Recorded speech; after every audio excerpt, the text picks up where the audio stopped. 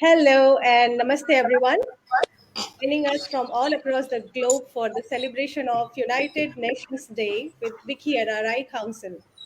United Nations Day on 24th October marks the anniversary of UN Charter back in 1945. And I am Shweta Srivastav, your host for today's program, joining from Lagos, Nigeria. I am co-founder and director of telecom infrastructure company Telenautica Limited, based in Nigeria, which is operating in 29 countries across Pan Africa. I am also a social worker, a Rotarian, and the chairperson of New Generation Club of my Rotary Club. Uh, my area of work are women empowerment, youth vocational training, environment and water sanitation, and hygiene projects. It is an absolute pleasure to welcome you all to this session on celebrating United Nations Day with WICCI NRI Council. WICCI, also called as Women's Indian Chamber of Commerce and Industry, is a powerful network of more than 50,000 women, along with the manifold councils at international, national, regional, state, and city level connects, promoting women to women business growth and economic activities. WICCI NRI Council is India's first international business chamber for women, empowering women entrepreneurs and leaders across India and globally who wish to engage with India. WICCI NRI Council also works for various social and community issues and has been continuously working towards creating awareness through social media platforms and various webinar sessions with experts from all across the globe. UN Day is celebrated every year.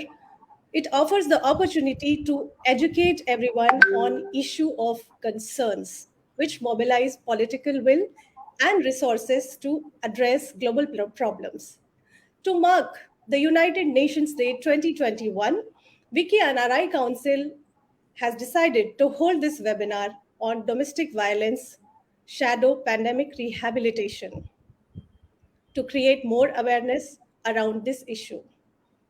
We all know that year 2020, something happened which a humankind never imagined. The onset of COVID 19, which suddenly changed the life of everyone upside down.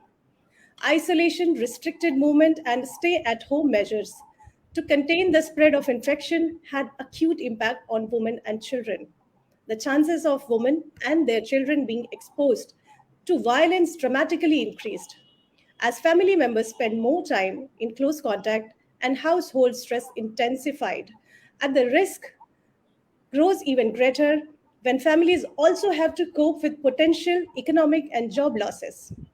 Authorities noticed an increase of 50 to 60% of cases of domestic violence. Based on survivors' call, this data has been based on survivors' calls for help to women's organizations hotline. Domestic violence is something I think everyone on this forum today, whether wherever in the world you are sitting, we all know that this is something that has been there all the time. So why we are giving it a term shadow pandemic? Shadow pandemic is something, is a narrative which has been taken up by development actors around the world for the simple reason that the language we use to describe our realities is important. If we talk about domestic violence in the same way we talk about a virus as a parallel pandemic, this could impact the way we think about the issue, and therefore, the response or interventions required to overcome it will also be increasing. The increasing rate of violence against women and girls across the world is something that cannot be hidden, no matter how much we want to shine, no matter how much we want to sweep it under the carpet. We shall be having more insight on this with our amazing speakers today because understanding is the problem is the first step towards solving the problem. But before we start the session, I would like to recognize the presence of our National President, WICCI NRI Council, Ms. Harita Mehta, who is the key inspiration to guide us through this event. It's my honor and pleasure to introduce Anarji on this platform. Welcome, Anarji. Thank you, Shweta. Thank you so much for the warm welcome. I would like to introduce Anarji before I give her the platform to speak to us. Uh, it is important to know that the woman who is sitting here is the epitome of representing women empowerment, and she wears many caps as a social entrepreneur. She is founder of Srishti Bharat Foundation, which works towards women empowerment and gender equality causes.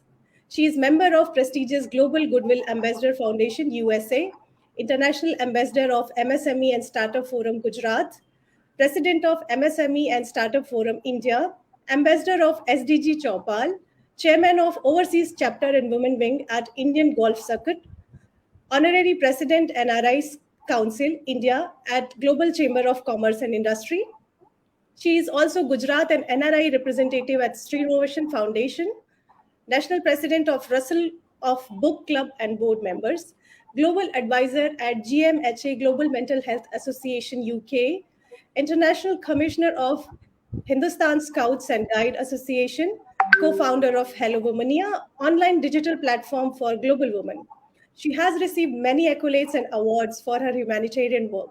I really can't name them all, but I would definitely like to mention some as United Nations Award 2021 for contribution to women empowerment, Humanitarian Award 2021 for Global Mental Health Association UK, Asia's Outstanding Women Leadership Award, Inspirational Leadership Award 2021 by International Human Rights Advisory Council, All India Council of Human Rights, Liberties and Social Justice.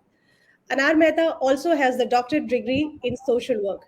She is co-author of the book Falling in Love with India. She has represented India in stellar organizations like Somnath Trust and has promoted it alongside numerous different locals in India as social, cultural, and spiritual centers among the Indian diaspora while living abroad as international citizen. She is a role model for women who participate in several talk shows and workshops to reach out to women from all sections of the society and helps them transform and become truly empowered. Anarji, we are truly proud to have you as our mentor at WICCI NRI Council, and we all are eagerly waiting to hear from you, please. Over to you. Thank you, Shweta ji. Thank you so much for the wonderful welcome. I'm honored, really honored with your love. It gives me immense pleasure to be a part of such an important seminar. I'm delighted to be in the august presence of such notable speakers and members and leaders of WICCI NRI Council. At the outset, let me wish all of you are safe and sound during this COVID-19 challenge. We have gathered here to discuss an important issue that affects millions of women across India as well as the world. Today is 24th October, which is United Nations Day, which is celebrated all over the world to commemorate the anniversary of the official creation of the United Nations through the 1945 the UN Charter. Though it's not public holiday, people come together and celebrate the day with pomp and show in various cities in different countries their love and respect for United Nations. Let me talk about me a bit. Over the last decade, I have worked on several initiatives and projects that work towards women empowerment across spheres of life, such as women's safety, rehabilitation for women who have faced violence, drug abuse, and trafficking, financial literacy, vocational training, to name a few. I have represented World Hindu Economic Forum too. About my NGO, I want to talk more about it today because today the topic is domestic violence and its rehabilitation. Srishti Bharat, which is my brainchild, is a non-profit organization that works towards the improvement of the lives of the women, especially in the rural areas, with the support of community leaders as well as government agencies. Since our inception in 2017, we have taken up a wide range of activities and initiatives, especially during the COVID-19 pandemic, where we worked on helping women gain economic opportunities, access to medical facilities, rehabilitation from domestic abuse, among other things. As the National NRI President, I work alongside several women leaders across India and the world to discuss and develop strategies and programs that help women gain access to their better employment opportunities, that help them live with dignity and independence. Now I want to talk about our topic, which we are going to discuss today, is what exactly is domestic violence. According to me, domestic abuse, also called domestic violence or intimate partner violence, can be defined as a pattern of behavior in any relationship that is used to gain or maintain power and control over an intimate partner. Just listen very carefully. Abuse is physical, sexual, emotional, economic, or psychological actions or threats of actions that influence another person. This includes any behavior that frighten, intimidate, terrorize, manipulate, hurt, blame, injure, or wound someone. Domestic abuse can happen to anyone of any race, age, sexual orientation, religion, or gender. It can occur within a range of relationships, including couples who are married, living together, or dating. Domestic violence affects people of all socio-economic backgrounds and education levels. Let me throw some light on domestic violence, that's domestic abuse in Indian context. Before we explore the statistical occurrence of domestic abuse that women face in India, it is crucial to remember the societal structure that has been widely prevalent in our country. Ours has been a male dominated society with a familiar structure that usually promotes male members as a key decision members of the family, leading to a significant power imbalance among men and women, despite the latter contributing to nearly 50% of the population. Women are often forcibly confined to household roles and not allowed to undertake the economic and growth opportunities. According to the National Commission of Women, the number of complaints of domestic abuse in India in the year 2019 were 2,960. According to the National Crime Records Bureau, nearly 31% of 4.505 lakhs cases under crime against women are registered under Section 498A of the Indian Penal Code that deals with domestic violence, cruelty by husbands or their relatives. It's so sad. Nearly one-fourth of all crimes against women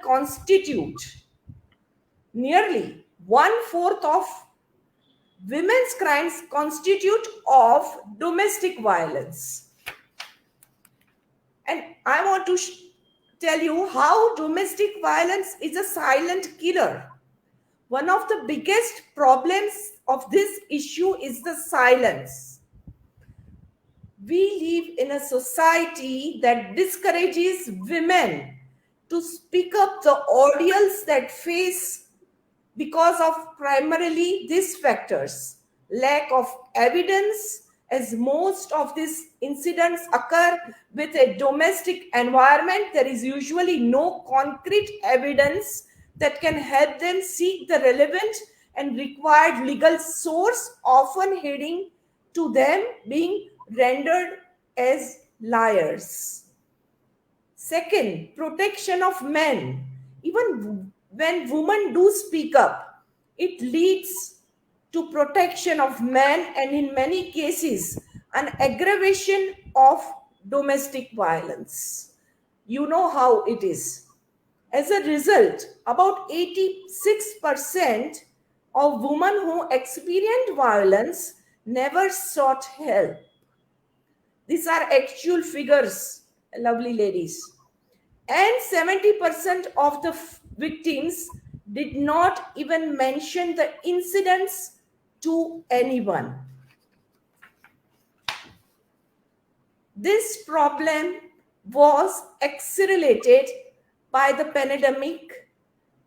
The COVID-19 pandemic worsened the problem of domestic violence against women. Here is a look at how the problem increased significantly during that time.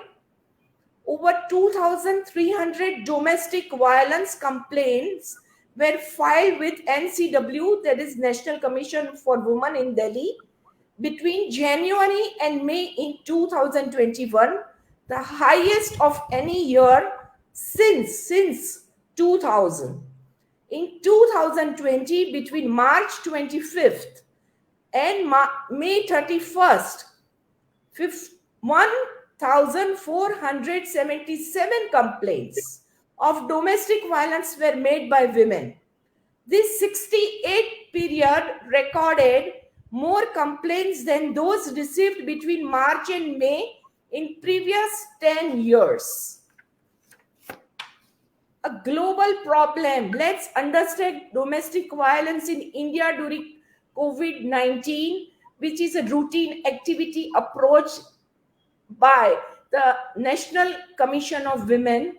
There is preliminary evidence to conclude that domestic violence during COVID-19 increased not only in India but globally.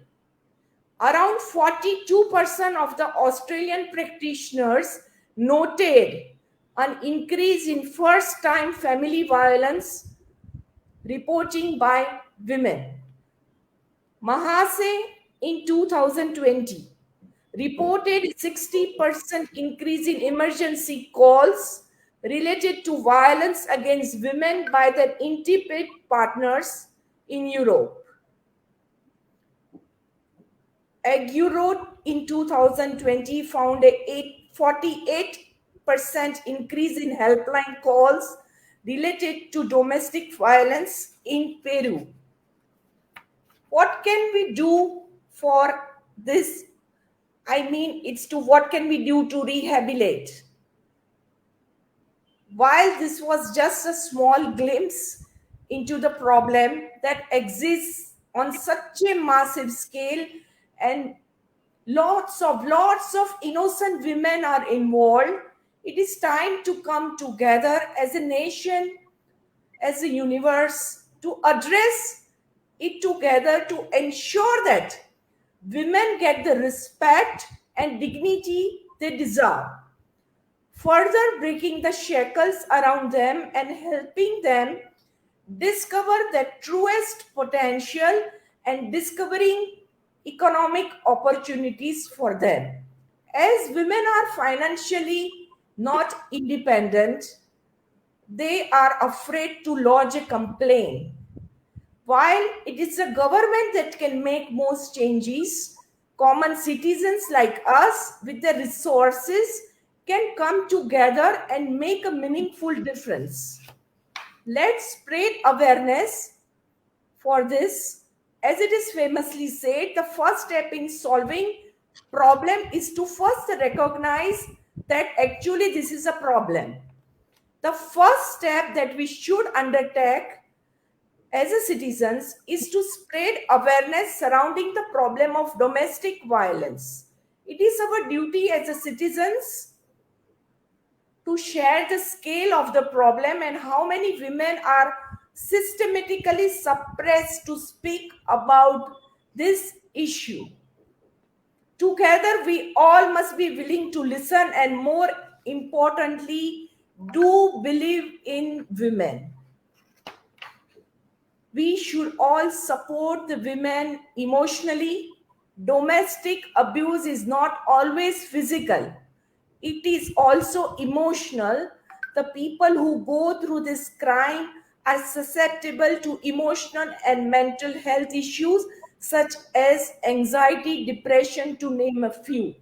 My NGO Srishti Bharat Foundation was a volunteer for 1.5 years with Gujarat Police.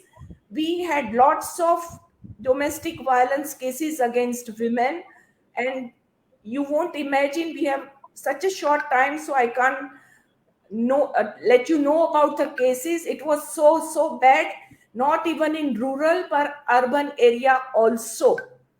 So, what we did was, and what I advise all the citizens to do is, we must set up a helpline numbers that provide emotional support to the victim of domestic violence. We must a collective and comprehensive framework that outlines the guidelines for emotional support to help the victims. A victim, irrespective of gender, race, religion, must not feel alone. Right now, we talked about the emotional support. Let's now throw some light on the medical support we can give to this type of victims. One of the points highlighted in the aforementioned survey includes that how women do not communicate to doctors when they have been physically hurt. I was right there. My God, it was so bad. I was literally shocked. The onus is on us to develop methodologies and safe spaces that allow women or any victim of domestic violence to seek the necessary medical care and attention they require for they undergo such a painful experience. For this problem, we can identify doctors who can help victims at low cost while ensuring their privacy. We should always we should always support them legally too, which is very important. One of the key reasons why victims of domestic abuse are unable to take legal action against the oppressors is because the lack of understanding as well as the access to legal service, which are very expensive. So as a citizen, as an NGO, as a volunteer, what can we do? Organize a legal awareness session across the country, physically, digitally, through the advertisements, to help victims of domestic abuse understand the laws in place to protect these women. Develop legal clinics that help women at reduced cost. Let legal assistance come free through NGOs. Lots of NGOs are ready to help women legally, mentally, medically, also free. Rescue strategies should be implemented. One of the biggest services that we as a community can do to help victims of domestic violence is outline a dedicated and comprehensive strategy to rescue them from abusive environments. It is possible that such victims may not be able to contact authorities. So, however, we must have community leaders and organizations who victims can trust and seek the necessary help to be rescued. Lastly, economic and skill development to help them earn dignity and respect. once we rescue these victims, it is also essential to ensure that they carry on their lives with dignity and self respect, enabling them to gain a chance to earn their livelihood. In such a scenario, we must develop economic and skill development and vocational training centers, frameworks that empower them to work themselves. At Shrishti Bharat Foundation and Women Chamber of Commerce Tree, we have to take several initiatives which helps such kind of women. Stringent laws are the must. Lastly, but most importantly, the most crucial step that we can take as a country to counter the menace of domestic abuse is to make more stringent laws with harsher punishment that discourages the abusers from pursuing their actions. Community leaders, NGO leaders, policy makers must come together to identify the scale of the problem and the legal assurances necessary for the protection of victims of domestic abuse, and that's domestic violence. Thank you, everyone. Thank you so much. Yes, Thank Shweta ji, you you. can Thank continue you. with the other speaker. Thank you, Anarji. What an insight on the topic I can see coming from you, who definitely has a hands on experience on dealing with the victims of domestic violence.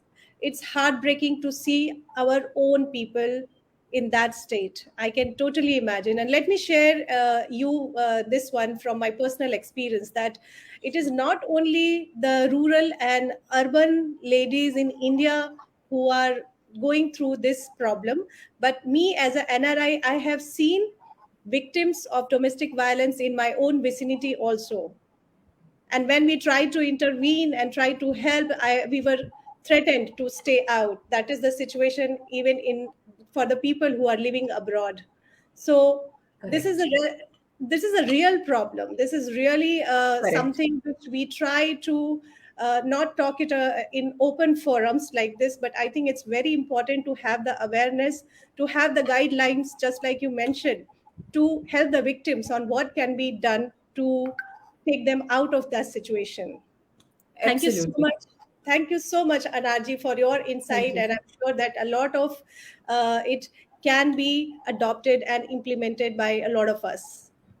Moving Thank you. on, we have our first speaker of the day, Ms. Harita Mehta, who is a media person and who is also associated with Gujarat Times, Desi Talk, News India Times, Vox FM 106.9 community radio station in Wollongong, etc.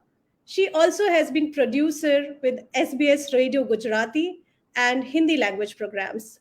She is president of Harit Kala Vrind, an NGO working for development and empowerment of rural kids, youth, and women.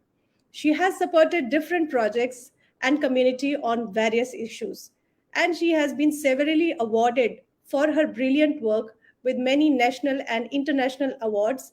Some of them are Lions International Golden Award, National Youth Award, Indira Gandhi National Service Scheme Award, State Youth Award, Sakhi Shakti State Level Award, Kutch Shakti Nari Ratna National Award, Community Service Award GOPIO Sydney, Community Service Award United Indian Association NSW, High Achievers Award 2018 by Indian Support Center, Sydney, NRI Setu Award 2018 by Gujarat Global Federation, Gargi Award for Journalism, Hindu Council of Australia, Sydney, Gujarat Gaurav Award, to name a few.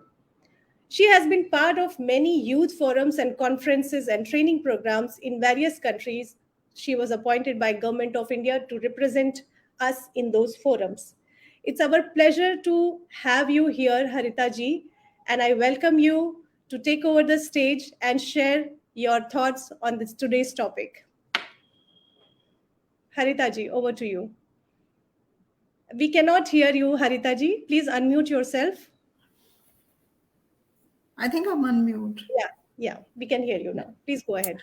Thank you so much for the warm welcome, and it's a pleasure to share the stage with some of the esteemed speakers and most experienced women who are working day and night to address this issue properly.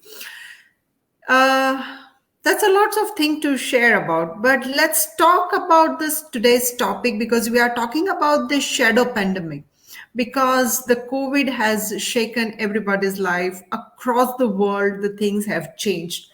So does the violence or the norm of the violence changed? Is the form changed, or is this the same? It's definitely a debatable question, and many of us say no, it's the same: physical abuse, emotional abuse, blah, blah, blah, blah.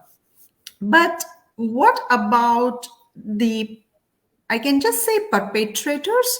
They are using this COVID to use a new or innovation techniques to abuse, or I can say somewhere towards a violative terms of a human life. Definitely across the world, the gender-based violence is there. It's evident. And mostly the women who are considered as a weaker section of the society, they are getting targeted. Definitely the children are the most who are getting affected. So let me share a new form of domestic violence, or a violence against the women, which you come across when you report, when you are in a media, when you do something. Demanding a woman or your female partner to wash the hands or the body excessively to the point where the person's skin starts to bleed, or it's badly irritated, and sometimes you wash your hands too much, it's dry or it's itchy and it doesn't have good. And based on that circumstances, you spread the rumor saying she got COVID, saying she may infect you, and that's why nobody should come closer to her. And then the male partner or the intimate partners can do anything. And when it comes why it's done, it says it's a hygiene, it's just the safety, it's just the precaution. And behind the curtain of this excuse, the male partner or the intimate partner or whosoever wants to hurt women in one or the other way takes the advantage, takes the children away, restricts the women's visit or the accessibility to meet their family, friends, children. And besides, the COVID has a restrictions, stay at home orders. And that's how whole pandemic has emerged as a new form of violence against the woman. Does it sound something new? Or you find it's something which is very, very common? We see it every day, but we may not be able to see the other layer of what's happening. Why there's so much hygiene? Why it's so much of this scare of being affected from the COVID? So there was an interesting study happened, and then after so many of the things come up, and as Anaji rightly said, that's a 42% of the crime recorded in Australia as a first-time victim who are saying, and almost 50% increase in the severity of the attacks, which is happening against the women. So that data is definitely showing something is going wrong in our society. It's not only about the Indian society. It's not only about the country which are not developed, but it's everywhere. It's irrespective of the development or the underdevelopment. It's educated family, uneducated family, socialized, not socialized. It's just there. So many of the perpetrators, I use the word, they use COVID-19 as a reason to keep women isolated. For example, as I already said, but another one is they do not want them to go out just to protect themselves so they don't get COVID. It's for the precaution, it's for the safety, it's for the care for that women. So much, so good terms, whatever you can use for that. Ex-partners, which is common in the abroad society, which you see, they use COVID restriction as an excuse, saying, see, why can't we come together in this thing? Why can't we give a go again and start the thing? And emotionally, you just make the woman speak. And what you see, the next moment is the woman is completely under control of that person, can't seek a help. Necessary services are there, but it's only work in the necessary, in the emergencies. So that also the service providers, they are also reduced their ability to support where it was needed the most. The technology like we are using across the world, somebody is sitting in Nigeria, somebody is in Canada, somebody is in Australia, somebody is in India. This helps us, but on the other hand, this technology is also hurting somewhere or encouraging this violence form where the partner is trying to spy the women using the different devices and the tabs and the spywares and whatever, and based on the small things they can go ahead. And as we know that the COVID affected the mental, physical, social well-being of a person, and that whole frustrations goes to the partner. Children, using children and the COVID health crises are related restrictions as the pretext to gain access to the women. So both of the things they get together, and where the women is emotionally and physically abused. This is particularly present for the families where they shared the care arrangements, who are involved in the family law systems or the time of a breakout, or they are not sure. These practices has affected the law. This is just the new form, which is we can see but we cannot interpret as a form of violence. That's what I'm sharing. There are small number of practitioners also reported that the perpetrators or the person who wants to abuse the other person are forcing women to breach the social distancing and stay-at-home orders as well. And that's how he can report the issue, and they can go and they can say, hey, I told this lady to do it, but she's not, and she has some of the issues, blah blah blah.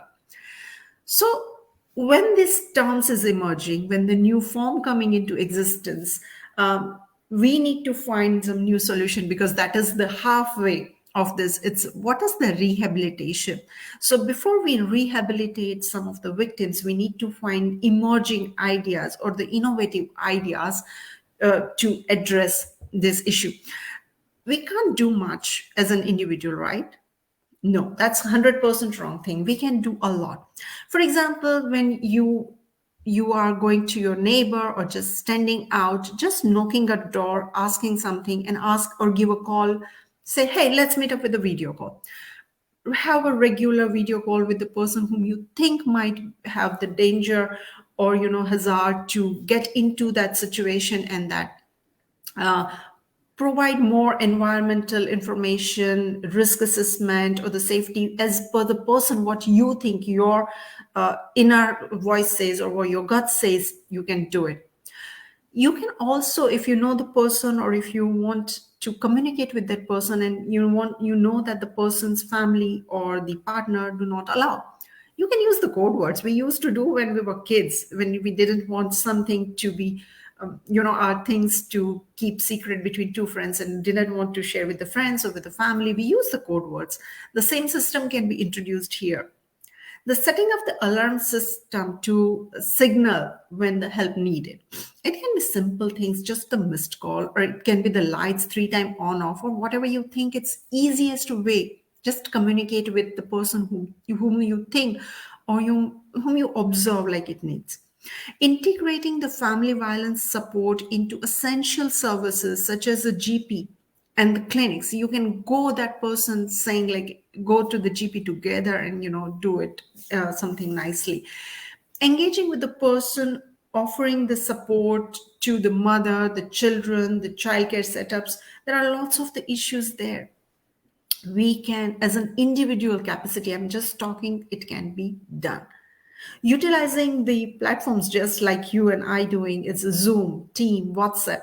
Just make a call every day just to make sure the safety arrangement is there. You're calling so the other person who wants to hurt or get into that violating situation knows that somebody is going to call, somebody is doing that, so the person can't take the steps which may lead to some of the unfavorable or bad situations. Also, there are some of the apps available which can be used without calling or without letting other person know that what's happening in the life and asking the help. And there are so many of the things, but yeah, this is some of the things I think I can come across. And I think as a person, if we just find out, we address the simple thing as can also be the first layer of the violence, and also innovate the ideas where we can address or respond this issue, I think we can create a better world. And soon we can at least reduce this pandemic as a shadow pandemic of the COVID. That's my thought on this, and I think many of you will get agree. Oh my God. Harita ji, I almost had goosebumps hearing the hand wash torture one can impose on a person they call as life partner. Thank you for sharing all the insights, your ideas on this particular issue. I so agree with you that yes, innovative ideas using technology, creating awareness to help the victims definitely can do wonders. I think you have really suggested some great ideas here, like using the code words and the light signal and many more, which we can practice at an individual level to make the difference in the society.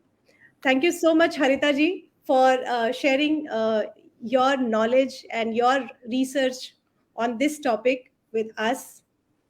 So we move on from here. Thank you so much. My pleasure.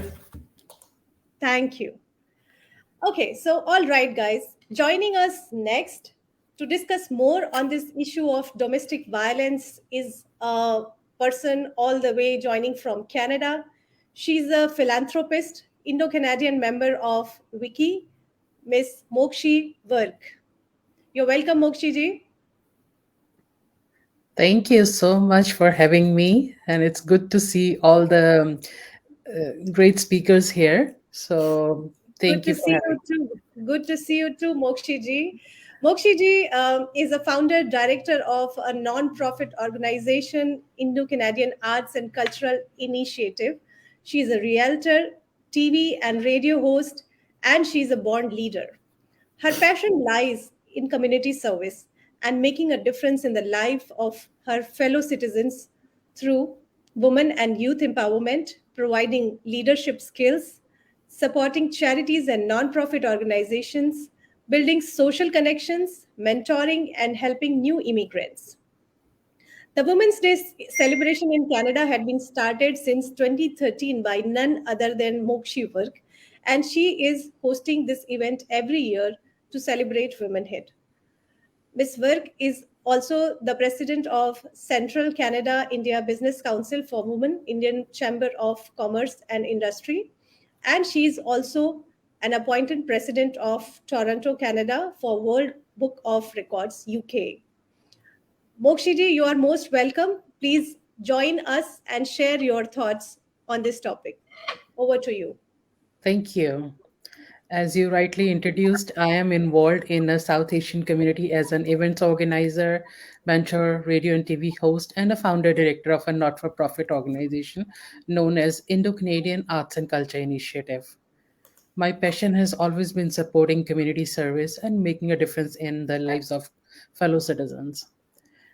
I moved to Canada in 2002. It's been a very long time, and decided to start a not for profit organization with the purpose of supporting our women, newcomers to Canada, youth, and seniors through community programs. Coming to the today's topic on domestic violence, as we all know, it's a pattern of behavior used by one person to gain power and control over the other person with whom they are having a intimate relationship. One of the three women worldwide experience physical or sexual violence, mostly by the intimate partner.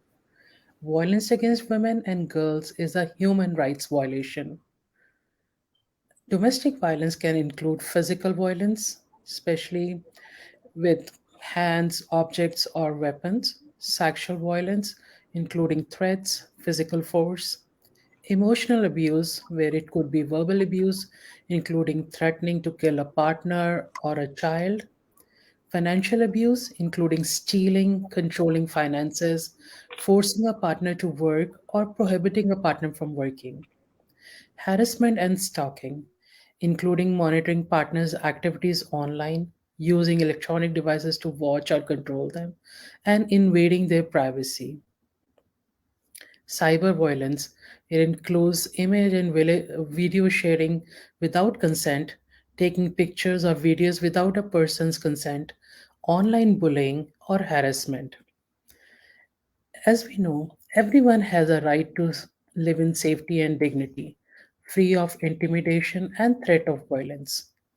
While 80% of the survivors of domestic violence do tell their family or friends of their situation, but only 30% report the abuse to the police. So, who is actually affected by the domestic violence? It could be anyone.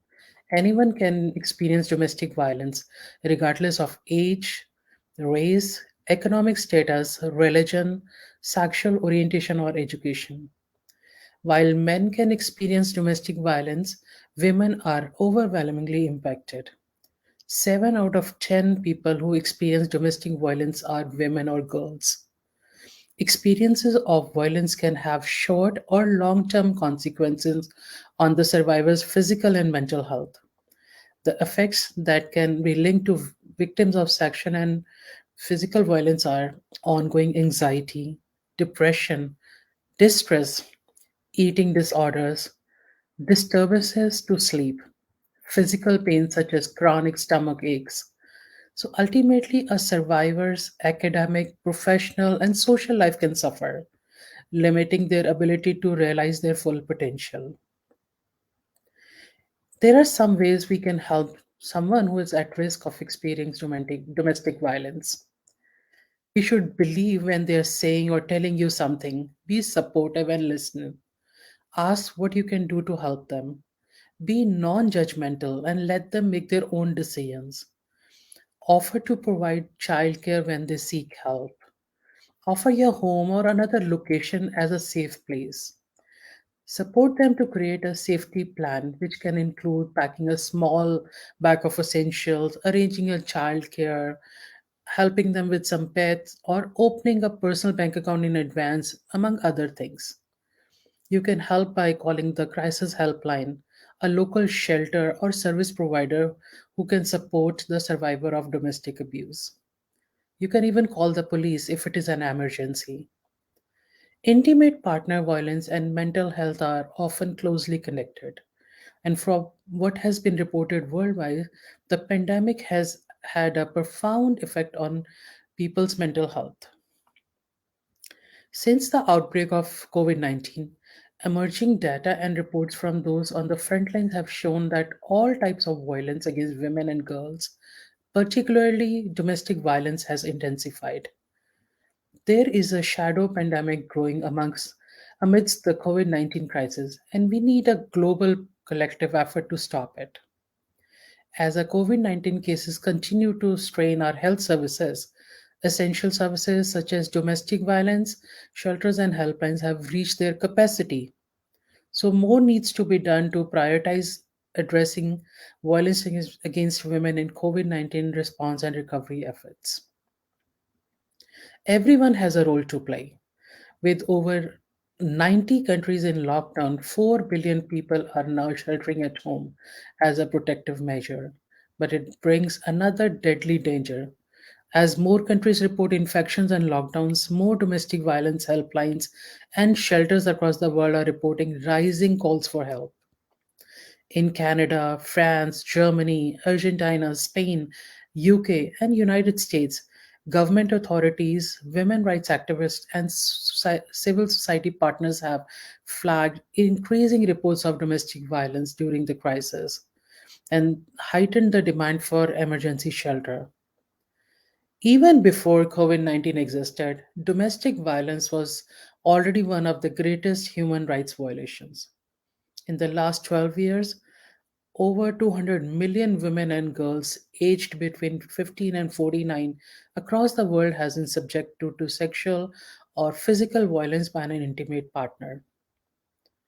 As the COVID 19 pandemic continues, this number is likely to grow with multiple impacts on women's well being, their sexual and reproductive health, their mental health, and their ability to participate and lead in the recovery of our societies and economy.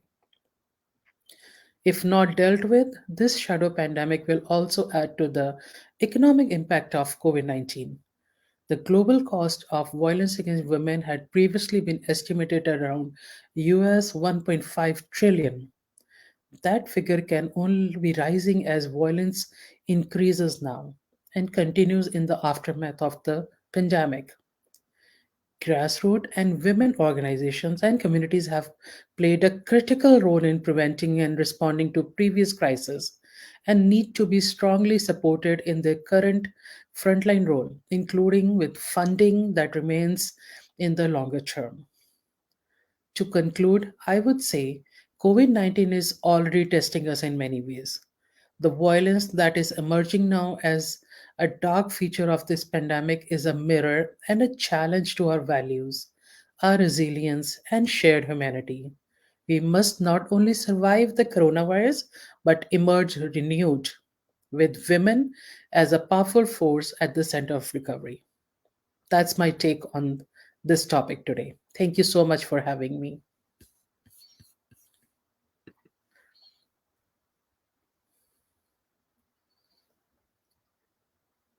I think you are muted.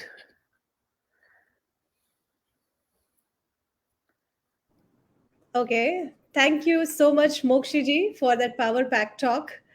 And I totally agree that taking proactive steps by the victim themselves is the key, because closing eyes does not stop the danger from coming. It's very important to learn about the problem, to deal with the problem. Thank you so much for sharing your insight. Thank you for having me. We are glad to have you here, Mokshiji.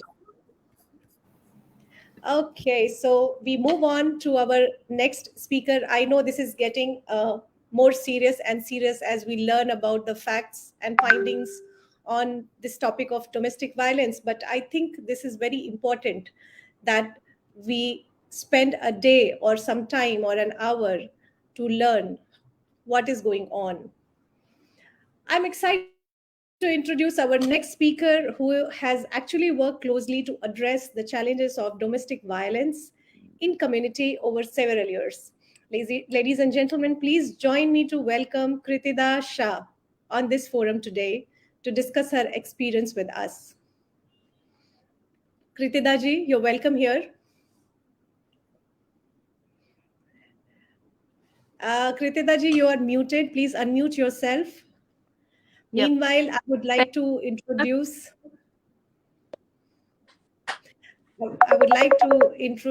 Kritita ji. She is a health professional and a dedicated community leader since last 12 years in Western Australia.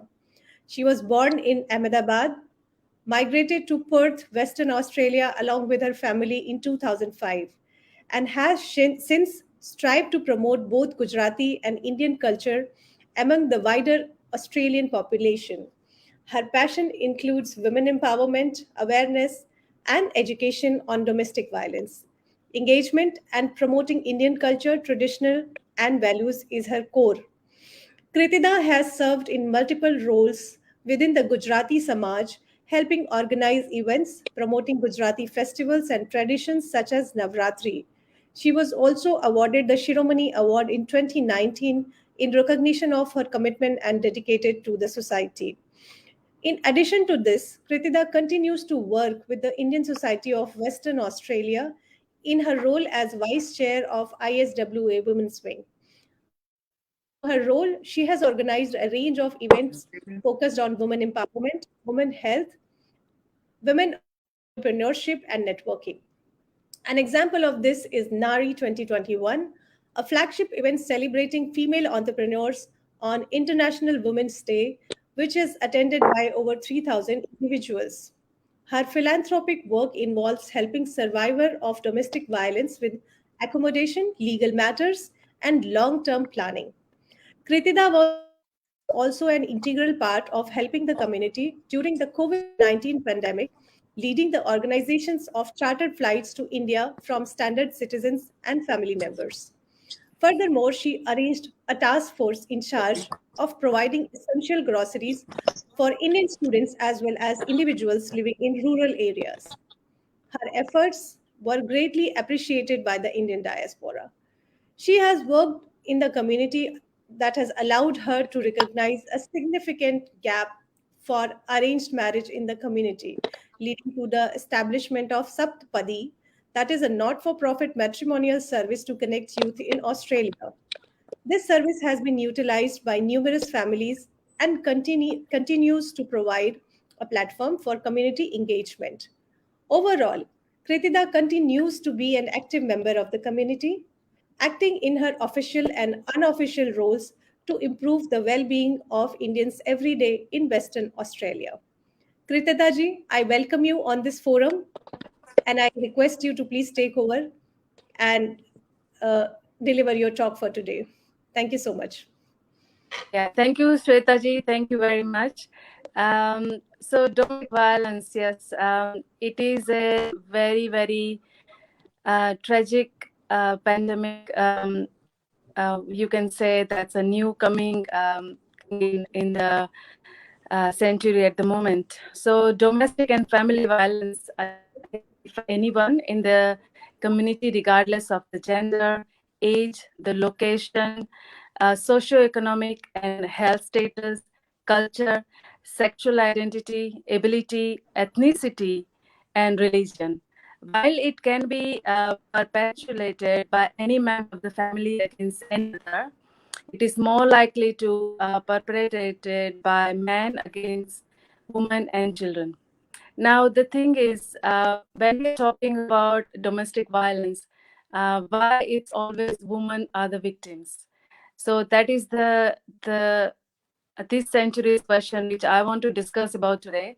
And also, because I'm a health professional, I also wanted to put some more focus on the health, because when domestic violence affects to a woman, it affects their mental well-being, it also affects their health. So it has a very significant impact on the health and well-being of a woman, both in the immediate and the longer term, uh, continuing even after the relationship has been ended. The psychological consequences of the violence can be as serious as physical effects. Exposure to violence leads to a poor physical health overall compared with a woman who have not experienced violence at all. And it increases the risk of women developing a range of health problems, which has been recognized by WHO in 2000 in 2000 this century. Intimate partner, physical, sexual, and emotional, and sexual violence can cause serious short and long physical, mental, sexual, and reproductive health problems for women.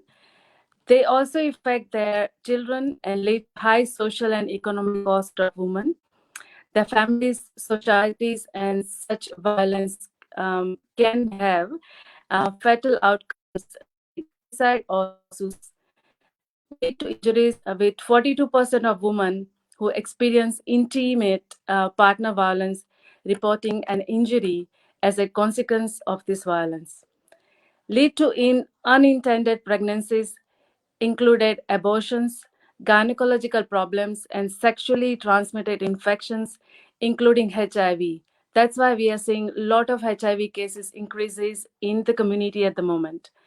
The 2030 analysis found that women who had been physically or sexually abused were 1.5 times more likely to have a sexually transmitted infection, and in some regions, HIV compared to women who have not experienced partner violence. They are also twice as likely to be an abortion. Intimate partner violence in pregnancy also increasing likelihood of miscarriage, stillbirth, preterm delivery, and low birth weight babies. The same 2013 study showed that the women who experienced intimate partner violence were 16% more likely to suffer a miscarriage and 41% more likely to have preterm birth. Recently, we have because we have a day-to-day hand experience with the domestic violence cases. Few of the cases we heard is because of the job losses and everything, people are working from home and they become really you can say they are thinking too much about their partners and too much about their safety, you can say. And then we heard that someone actually put the cameras all around the house, and there was it was in that intense that the person, the woman or the girl who was actually very ashamed to have a shower in the house. So this is what we hear. And then that was the workplace, and when we talk about it, they said like, okay, I haven't showered for many days. Okay, why you haven't showered? Because I don't want to shower where I can be picturized and I feel really not comfortable. She wasn't aware about that is a domestic violence or some kind of a violence. That person was so innocent. They was like, oh, that they are just worried about my safety. But this is not safety. This is something as a violence, and this is extreme. So we had to take them in a very confidence and say, look, this is not right, you need to talk about it. Either you talk to them directly, or we can intervene. And we took the electrician, and it was a simple, but the woman feels so weak, or they just go into so much an influence with that person that they don't believe that something like that come in the head. So that's why it's just like at this stage I would say we have to be very open with your eyes, and you have to be very very responsive, and you have to be very very good listener. So whether that's your work, your neighbor, your family, or anywhere, so that is the solution. I can say that this is what we can do as a community. One of the very good suggestion Anarji has given is open up a hotline. Hotline is the best option because everyone is a techno person. People have phone. This is the DNA stage where phones are very very easily accessible. So 1-800 number or any hotline numbers, we people can contact you from anywhere around the corner, and then you can listen to them. The one of the best uh, the pathways we say is called triple R. It's called recognize, respond, and refer. So first of all, recognize the issue. What is the issue this or that person has? Don't be judgmental. Listen to them and always ask them open-ended questions. And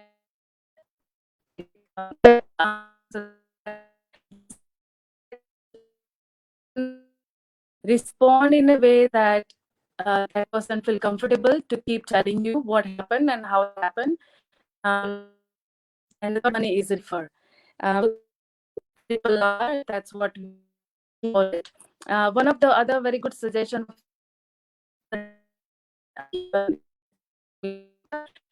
so whenever the domestic violence, when we are talking in a public, one of the code word we use is Shweta. Shweta is a girl's name, but that was the one of the very code word we used to use. That okay, this is Shweta. So if that the number as a hotline number has been saved on individual's phone number, so the the family members or no one find out that, okay, this is the domestic violence line, or this is something, this number shouldn't be on your phone list. That is one of the line. The one more, like a few more things I wanted to discuss about. It's like a good practice.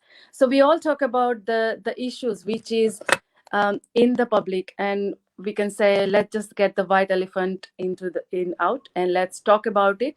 Why the women are very very dependent on the men's. It's especially happens in the Indian community that man has to be controlled over the finances.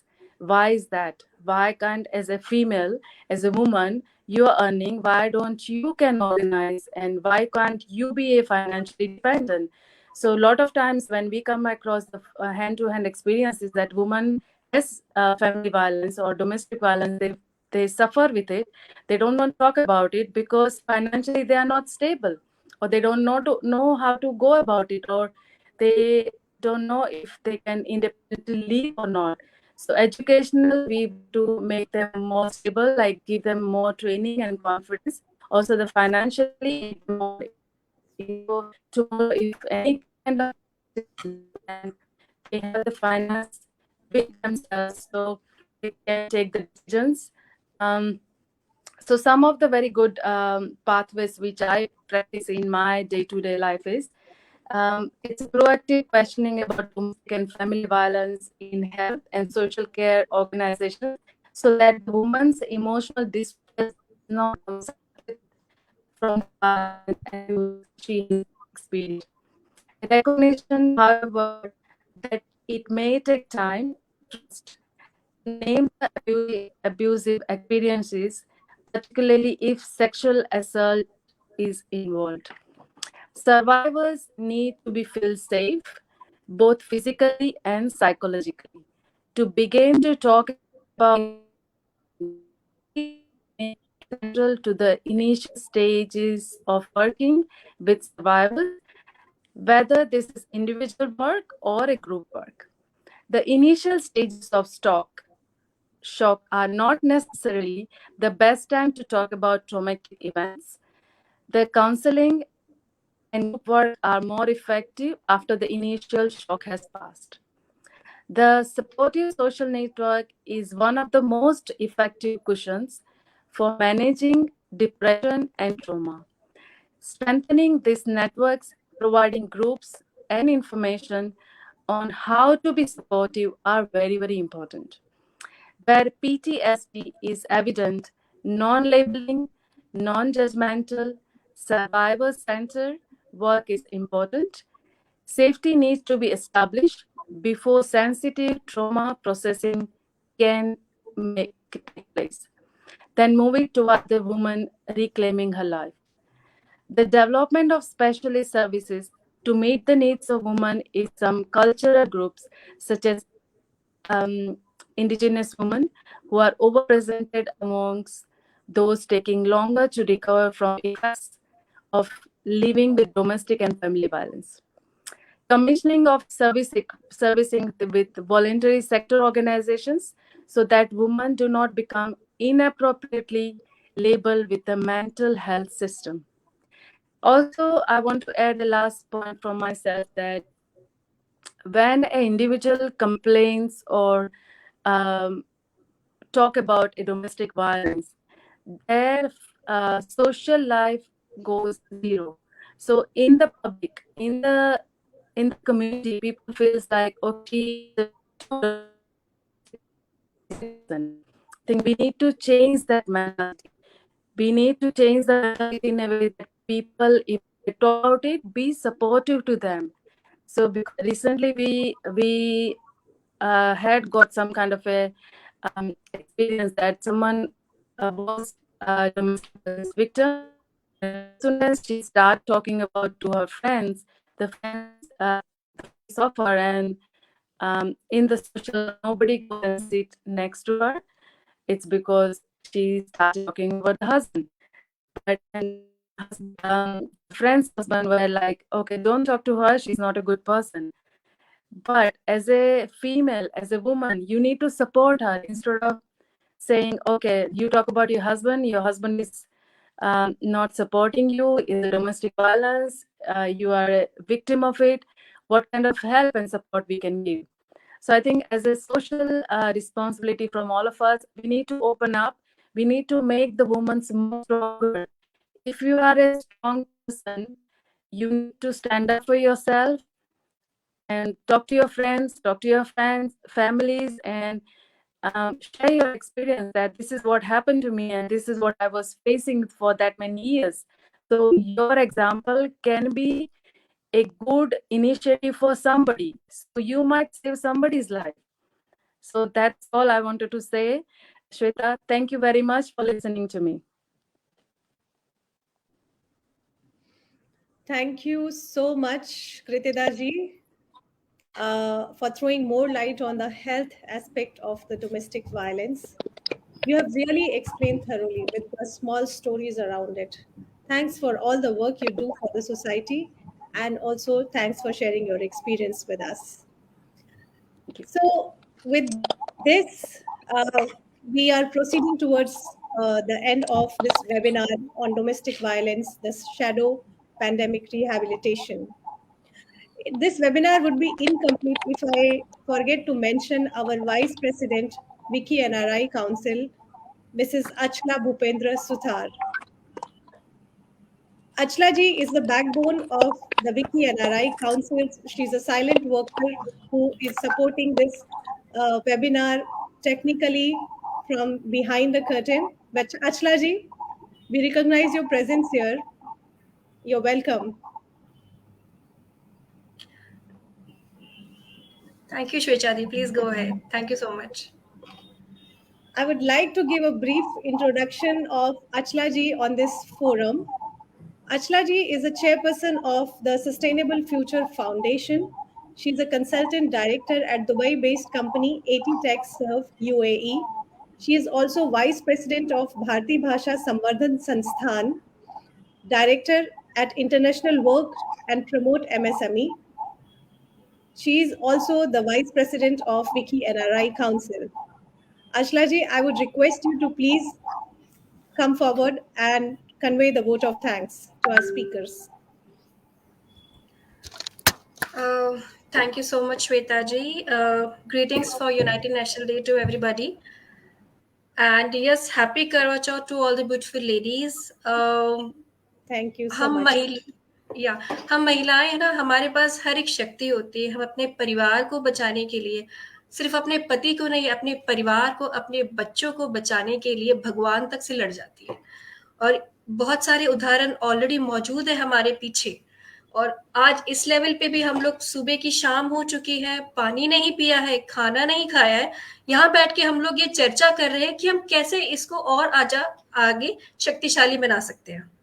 सो उन महिलाओं को जो शायद वो ये नहीं जान पा रही कि परिवार को आगे जाने के लिए या लड़ने के लिए दुर्गा और काली उनके अंदर ऑलरेडी है, सिर्फ अपने लिए वो बाहर नहीं निकालती है. जब उनका टाइम आता ना, वो दुर्गा और काली वो कहीं नहीं दिखती है, वो घुस के बैठ जाती है अंदर. लेकिन जब परिवार में कोई आ जाए, कोई बच्चे को मारे, कोई पति के बारे में कुछ बोल देना, तो दुर्गा काली सारी 9 जो देवियां हैं वो सामने आ जाएगी. तो शायद वो एक पॉइंट है, उनको याद दिलाना पड़ता है, भाई तुम अपने लिए भी उतना ही करो जितना तुम परिवार के लिए करती हो. एनीवेज, ये लाइनें कुछ मेरे दिल की थी, जो ना तो मैंने कहीं पॉइंट में लिखी थी एंड ना ही मैंने सोचा था. सो यूनाइटेड नेशन डे की सभी को greetings.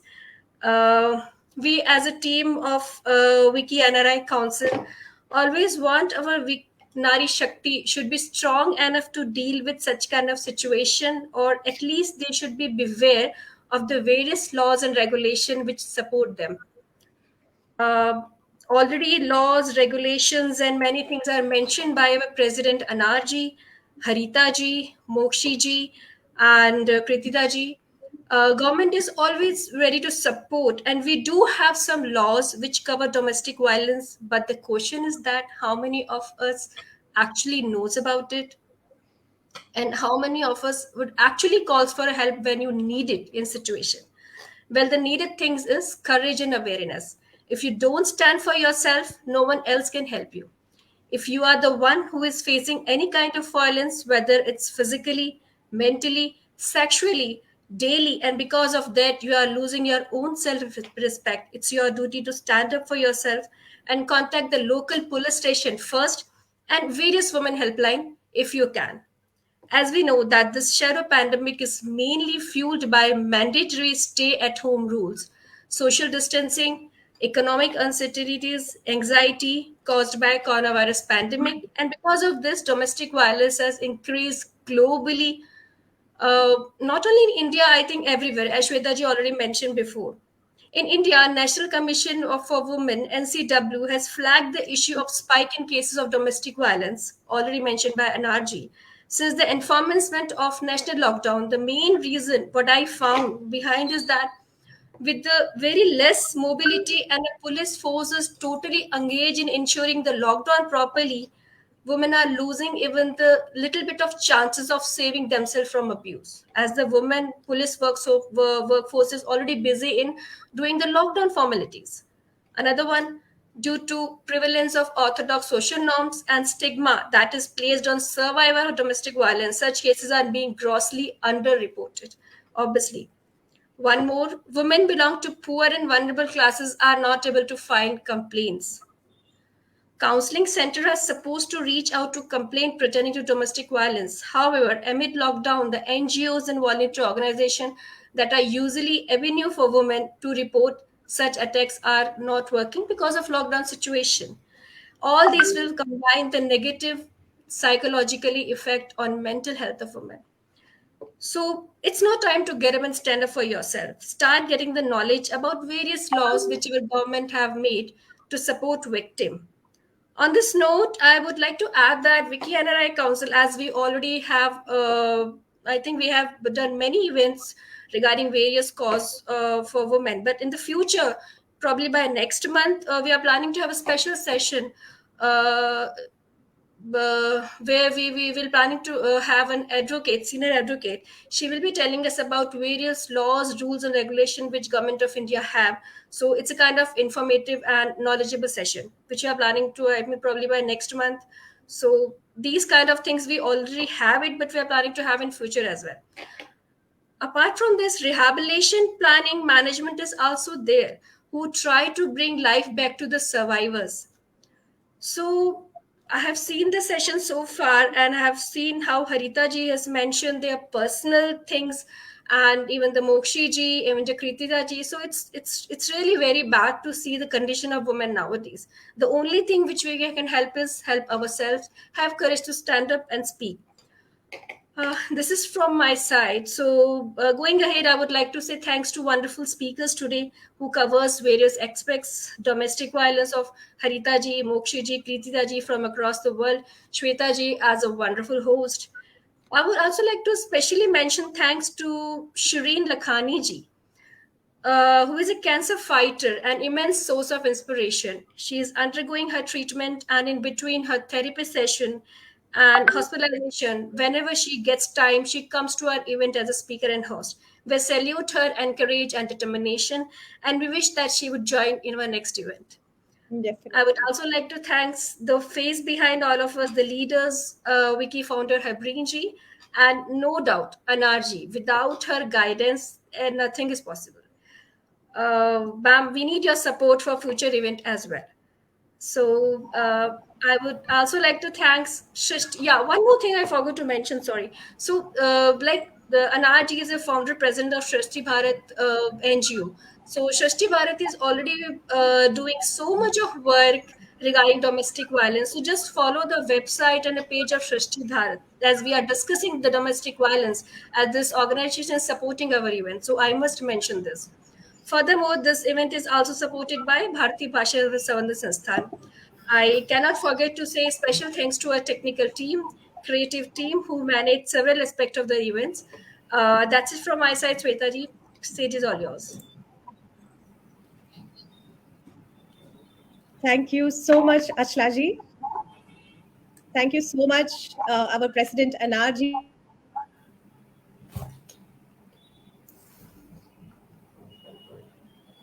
who have delivered a delightful, even in spite of the Karwa Chauth fasting.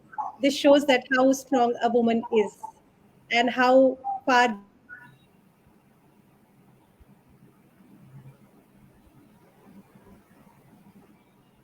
from today's webinar